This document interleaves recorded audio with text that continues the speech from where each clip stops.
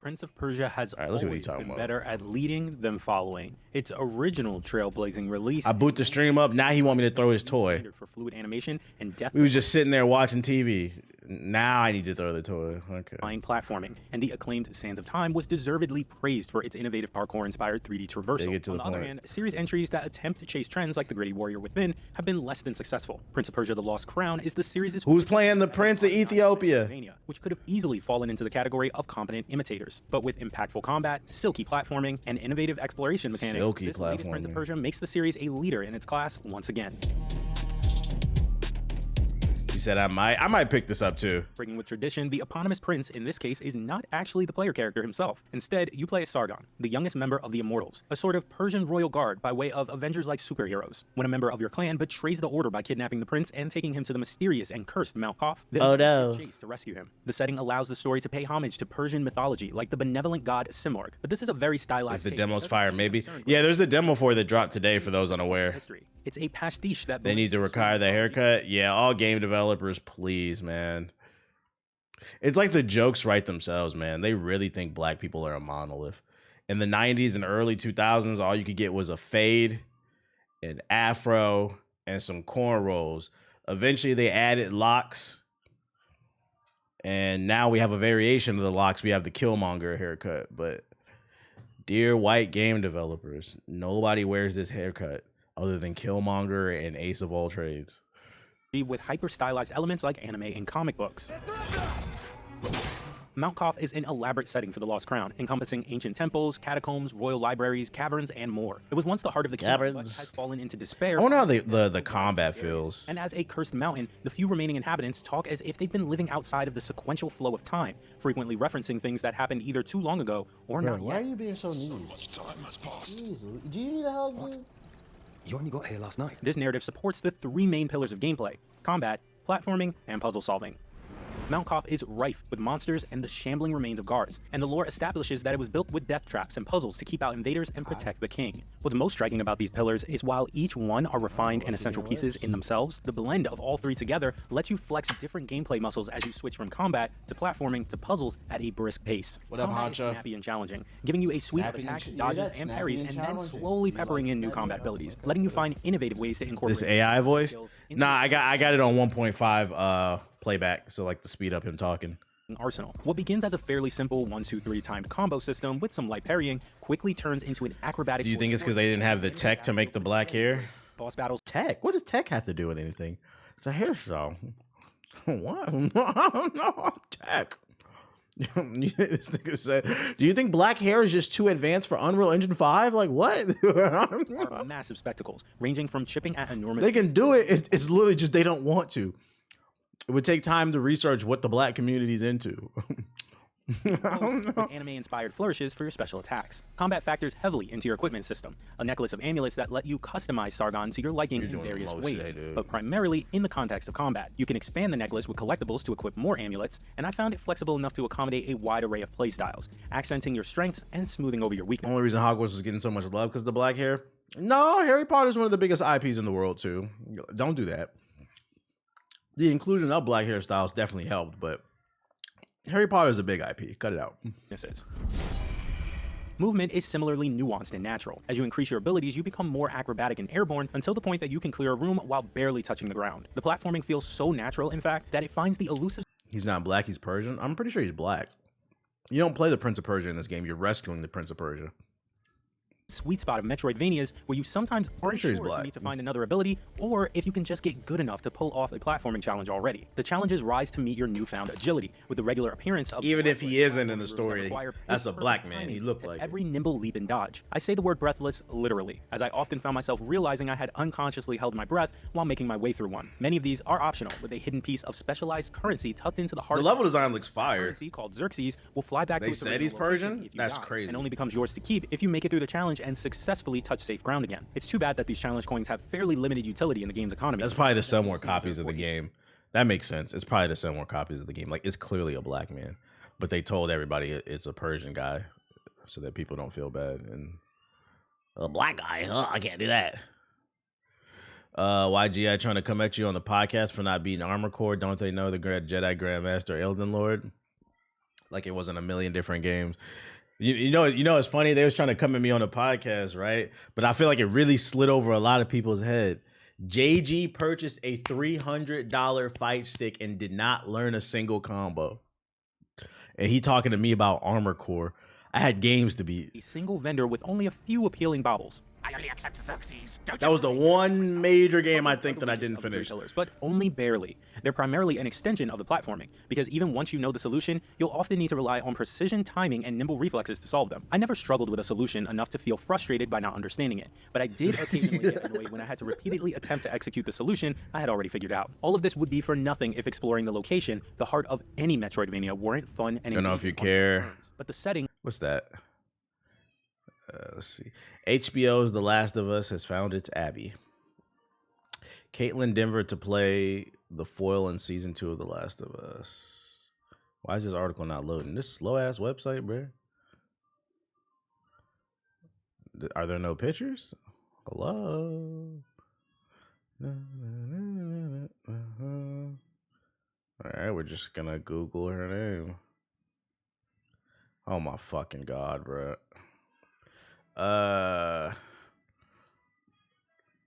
Doesn't really look like Abby. I don't know. I'm not familiar with her. What is she in? Let's see. Let's check her IDV. Bluey. I don't know none of this shit. Anybody familiar with this actress? I hope the show tells a better story than the game. If we're basing it off of season 1, nope. She's dope. Okay. She got to hit the gym though, because Abby's real brolic in the game, bro. She a little thin. We got to get her real muscular. Is fantastic with imaginative, varied biomes. Yeah, she looks closer to Ellie than Abby. Majestic man-made structures to earthy caverns accented with bright crystalline patterns, and even a wrecked shipyard frozen in time. It's a constant joy to explore a new area. Yeah, this level design looks fire. And re-explore to find hidden pockets that you left behind before. And it's in this facet, the Metroidvania exploration, that Prince of Persia: The Lost Crown finds the most room for innovation. Chief among these is memory shards, a reusable resource that maps a single button press to taking a screenshot of your current location and marking its location on your map. In a genre defined by constantly presenting you with doors that you can't yet People were fan casting her to be Ellie. Changer. It emulates the feeling of... How you know that? What forums you frequent? You be in the Sonic DeviantArt forums? That's kind of... You sound like a Sonic fan, bro. How you know that? Drawing your own fan casting. Instagram? Oh, okay. You can expand your stock of memory shards by finding collectibles in the open world, letting the exploration aspect feed back into itself. The memory shard system is helpful without feeling over-generous into over-seriousness. I cared about these characters, and I'd like to see more of them, but the plot itself was less compelling. Prince of Persia: The Lost Crown feels like a sea change for the long-running series, and almost as dramatic the shift as Sands of Time was when it took the classic platformer series into 3D. This new genre debut is so confident and Suicide Squad game is that bad. this should Yeah, simply be yesterday the I did. identity of Prince of Persia for the foreseeable future. They gave it a 9. Sheesh. Did you know people are buying the remaster of The Last of Us 2 because they missed it? They didn't get a chance to play it. What does that mean?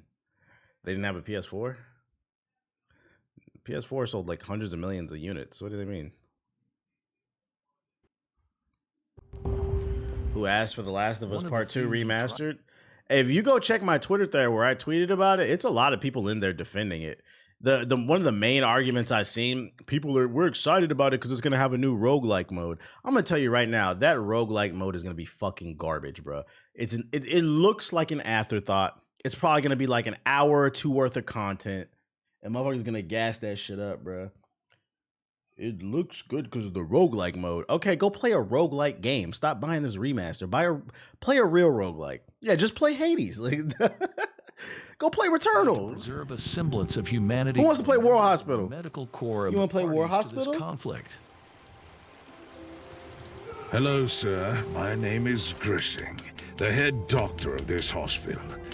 If I may speak freely, sir, we expected more than just an officer's rank to support us. Still, it's a $10 upgrade. Still not needed. A $10 upgrade is still a finesse. They're gonna get millions of people to give them $10 for no reason. It's still a finesse. Like, hey guys, you want to play the same game again? $10.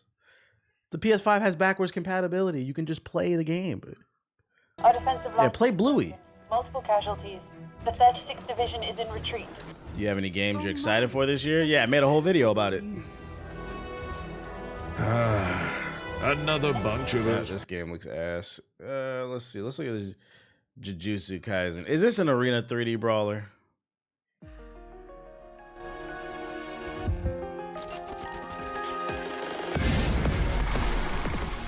I won't let anyone die! What? Oh my god. Protect everyone! Come on, Rika! I'll finish it now! Let's go together. I love you, Rika. Who is buying this game? I feel like the entire anime gaming community needs to be put on trial. Just terrible people. Let us freely curse each other to the death. Everything was preparation for this. We'll get off that. It's been a while. We need some Bluey game. Yo, shut the fuck up about Bluey. Yo, I think it's funny. Bluey. I fucking spit. Anybody who fucking clips that, I'm banning you. What's her name? I think it's funny that Bluey has become a meme in this fucking chat. I see it in the comment section of some of my videos, just like randomly. Why didn't you talk about Bluey, bro? Bluey. Niggas love some fucking Bluey, bro. You know, it's funny. I got Bluey playing in the background. That's why I'm singing it. It's on the TV. You're supposed to be watching it, but you're being very needy today. Gotta get a life. Warship Jolly Roger. Contact you again to protect our children so that your mistakes would not affect their lives. And yet, I'm here with devastating news. I'm terrified how they're gonna do the Hunter x Hunter game. Asking for you. Don't hold your breath. Anime game. To see his father one last time. This a movie? Oh, it's a single player game, narrative driven. Hold you close. And their fate now rests squarely upon your shoulders. I beg you, John. This looks dumb too. All right. Gaming news is looking weak today. Why don't we have a Bluey emote? We may have to make one. That's all from yesterday. Let's see. Let's go to Google News. Seems like Prince of Persia is like the big news today. Paramount releases Halo TV second. Oh, here we go. A new Halo trailer. Why wasn't this in my fucking sub box? That's why you gotta check the news too. Who's ready for season 2 of Halo? Master Chief is back to have more sex. This is number 10 trending on the whole website. Jeez. Master Chief, take that suit off. That was one of my issues with the first season. I felt like it was a lot of just walking and talking. The best episode of season 1 of Halo was the first episode, the fight scene and shit. I feel like people like, and correct me if I'm wrong, but I feel like people like Master Chief because it's a power fantasy, bruh. And they're trying to turn it into something that it's not. I'm not looking for some deep, introspective story from Master Chief. The deepest story probably is Halo Reach, and that had nothing to do with Master Chief. That's why. But if we're doing a story on him, he doesn't need to take his suit off and fuck. He needs to kill a bunch of aliens in the name of America. Because that we're claiming that ring for us, baby. Bald eagles in space. The first episode, if he takes his mask off, I'm clocking right back off. Yeah, I'll give like one episode of season 2 a try. I'll try, but we might be clicking out. Streaming February 8th on Paramount Plus, or allegedly, whatever website you use, you know. The directors and writers never played the game. Oh yeah, it shows. It shows. Like even like stuff like tongue-in-cheek stuff like I watched the Five Nights at Freddy's movie, right? And like objectively, Five Nights at Freddy's is not a good movie. But one thing I will say is you could tell at bare minimum they were trying to make something that would appease their fan base. And that's why that movie sold well. Because they could see the effort. I don't feel like this is for Halo fans. It's like someone said in the chat, I think they did admit to that in an interview, the producers, that they never played the game. This doesn't feel like it's for fans. It's just kind of like Hollywood trying to cash in on something that, to be honest, Halo's not on the forefront of gaming anymore. It's like watching your favorite NBA player decline and then go over to China. What are you doing, Master Chief? The problem with a lot of shows today is that they're trying to create a whole universe for spinoffs instead of just tell a good story, man. Let me get some good fights. But keep an eye out, though. Iron Source co-founders excited. Unity amid. Okay. Overwatch 2 gets a game mode no one asked for. Who's still playing Overwatch 2? You're a psycho. When you respect the source material and respect the fans, you'll get better feedback. Yep. The finals patch takes aim at aim assist. I don't care. Elden Ring gets a new update, but fans just want the DLC. Wait, what? Let's see. You call Halo Tracy McGrady. Chill. Let's see. Why ain't that shit on? Alright, here we go. We still know next to nothing about Elden Ring's upcoming DLC, Shadow of Atri, but that hasn't stopped folks from... It's funny, they're even being difficult about a DLC by not giving any information. That hasn't stopped folks from clamoring for news about the expansion. Developer From Software released a small update for the critically acclaimed open world game on January 11th. The fans inundated the tweet announcing the latest patch with some serious hopium for add-on content. On Twitter, From Software shared news that the game's update is now available on Steam. The patch itself is small, adding an easy anti-cheat update to support Steam OS. It's just some minor bullshit, bro. Yeah, where the Ed tree at, bro? At this point, my gut tells me they're gonna Beyonce album drops this shit, bro. We're gonna wake up one day and they're gonna be like, hey, today the new DLC is available, or tomorrow. Because they being real secretive about this shit. Yo, shout out to Double D with the sub. I appreciate it. And guess what? If they do just drop it out the blue, we'll be on it that day streaming. Man, this DLC better have a shitload of content with all that too. Like, I don't want it to be like a 2, 3, 4 hour DLC. I want it to be a full-blown expansion. We need 20 hours of new gameplay, 10 new mini bosses, 5 new main bosses. Like, we need a good, healthy amount of content. Let's get the drums going. Mizaki doesn't tease anything, bro. Promise he drops bangers and then dips. 15 to 20. Yeah. Diablo 4 Season 3 then. Discord is laying off 170 employees after getting too big. This is another company you got to watch out for. You wasn't here last time, so I'm saying it now. For years, I've been saying that Twitch has never been profitable. They sold to Amazon in hopes of them helping them become profitable, but unfortunately, Twitch's leadership, in my opinion, has been too focused on things that don't make money, i.e. everybody's feelings and making everybody feel good.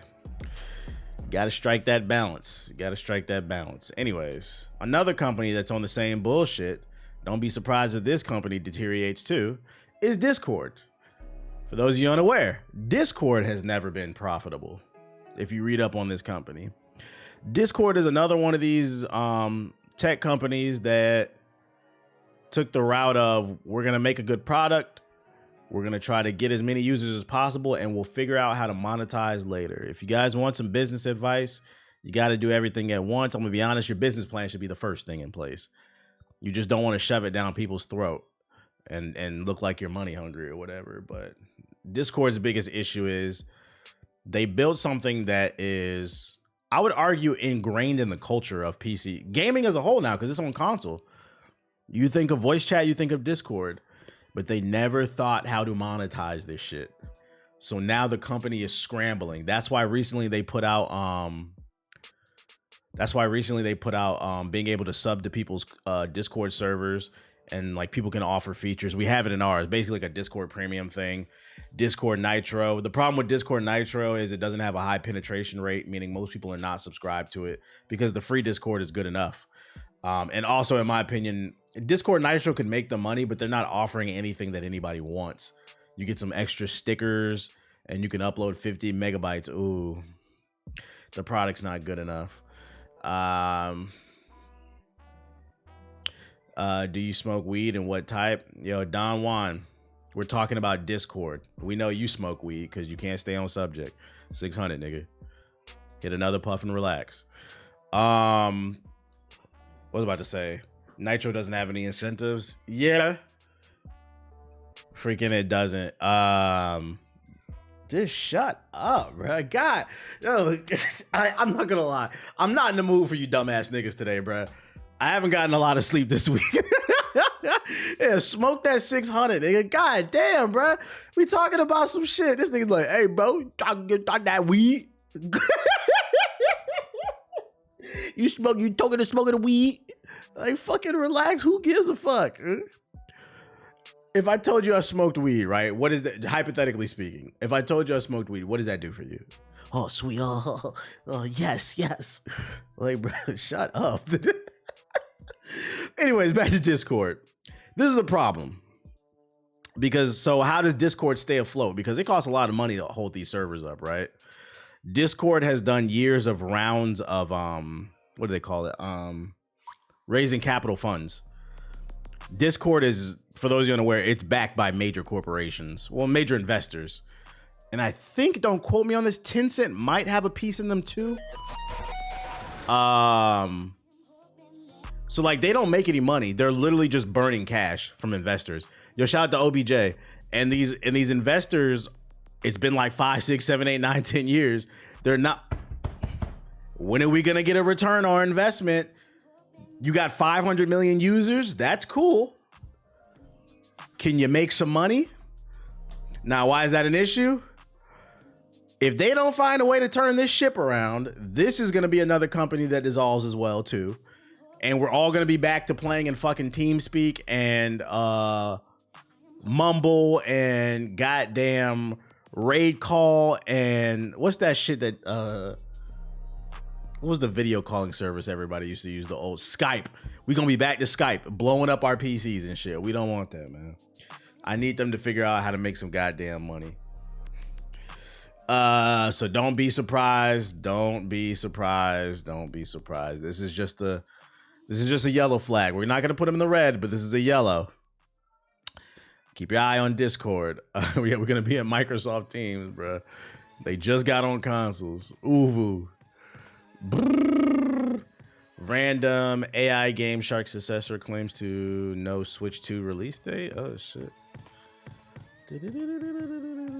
We're gonna all be talking through the droids. I think I'm about to get on the game though. I don't really see nothing really interesting. Gotta get on that droid. Skype was good enough. I don't know, bro. I don't think you game on PC. I think you just yapping. Skype was not good for gaming. You be in a Skype call and that shit would eat 30% of your CPU, bro. That shit would blow your PC up. It was unoptimized garbage. That's why Discord was able to. If it feels like Discord came out of nowhere and then everybody was just using it, like I'm not on PC. Yeah, we know. We can tell. Discord, it feels like it came out of nowhere, like in 2015, I think, because they created a product that was better. Yeah, major memory leaks, bro. Yeah, you wasn't there during the Skype calls when motherfuckers was gaming. The benefit of Discord is it uses low CPU while you game, so it lets you maximize your PC. That's the benefit of it. It's specifically built around gaming. Yo, shout out to 7 Squad. It's not just some app everybody collectively decided to game on. It'd be freezing mid-fight and shit. Yeah, I remember running what's that joint? Battlefield 4 Skype. Oh my god, I had no clue about that. It's all good. You learn today. We know everyone's desperate for news on Nintendo hardware. Yeah, whatever. FYI, spokesperson tells me that they're guessing about the next Nintendo release day. AI Shark revealed a press release that's revealed the Game Shark brand that's relaunched in September 2024 is planned to coincide with this. So September Switch 2? From a community perspective, Discord is a great platform to interact with people. No one else has that. Yeah. That's when, it was, Discord did a lot of things better than other platforms. Like TeamSpeak and like Mumble, that was just for like you and your friends. Discord at this point is pretty much social media. A lot of people grow their brands off of Discord. And in my opinion, they got to find some way to capitalize off that. Maybe like trying to become like a competitor to like Twitter and Instagram and shit like that. Like it originally started off as just a voice chat app, but yeah, now it's I would argue it's a social media platform. Because motherfuckers' whole lives be on Discord. I mean, what's the first place somebody get exposed for being a loser and an asshole? Is usually they Discord DMs. Look at this person, they're racist. Look at their Discord messages. And I knew they were racist 5 years ago, but I'm mad at them. So now I'm gonna tell everybody. Yo, shout out to Mr. Asthmatic with the sub. Me personally, I don't be talking to niggas on Discord like that. I don't talk about nothing personal. If you don't got my phone number, you don't know me like that. Only time I hop in the Discord is to play games, like the stream and shit. But like, it always blows my mind when somebody's Discord's DMs get exposed. I'd be like, damn, you niggas really be leaving paper trails. I don't even leave paper trails like on the phone. If you talking nasty on the phone, like, you know, you talking, either call my phone, we can FaceTime, or you really need to come over. I don't even be talking nasty on text messages, bruh. Nope, you're not gonna get me. Discord breeded a weird corner of the internet, to be honest. You can't put that on Discord. That's not fair. Before Discord, there was AIM, there was Skype. As long as the internet exists, there's gonna be weird niggas. Before Discord, there was 4chan. You can't put that on Discord. That's not fair. We on that Signal? Yeah, we on that Signal too. Hella encrypted. Shout out to Ace with the raid. Appreciate it. Signal came in clutch when I was in Malta because I didn't have service.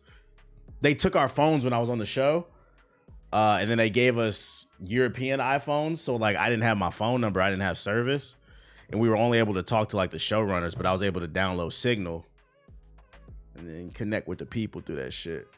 Right? You don't want to be exposed on Twitter. I don't be talking to nobody on Twitter like that. What's Malta? It's a country. We spotted who doesn't got a passport in the chat. Stop. I'm joking with you. Oh shit.